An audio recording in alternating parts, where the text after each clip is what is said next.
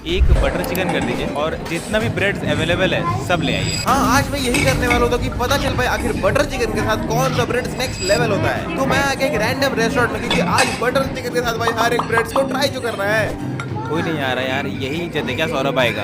एक butter chicken कर दीजिए और जितना भी ब्रेड्स अवेलेबल है सब ले आइए। सबसे पहले आया बटर चिकन, तो मैंने एक पीस अपने प्लेट में ले लिया। और ये देखो भाई साहब, इस रेस्टोरेंट के सारे ब्रेड अपने टेबल पर रखे हुए हैं और क्या ही गजब लग रहा है। और मैं लगे सबको ट्राई करने में। सबसे पहले लच्छा पराठा आए है यार, फिर पनीर कुलचा, ये भाई अपने को नॉर्मल लगा। फिर बटर तंदूरी रोटी जो अभी तक का मेरे लिए बेस्ट है। फिर पुदीना पराठा, मसाला कुलचा, गार्लिक नान, चीज नान, जो क्या ही गजब दिख रहा था यार। ये भी ट्राई करके मैं आ गया चिली पराठा में और लास्ट बटर नान में। और ये सारे को ट्राई करके मुझे सबसे बेस्ट लगा भाई butter naan with butter chicken, क्या ही डेडली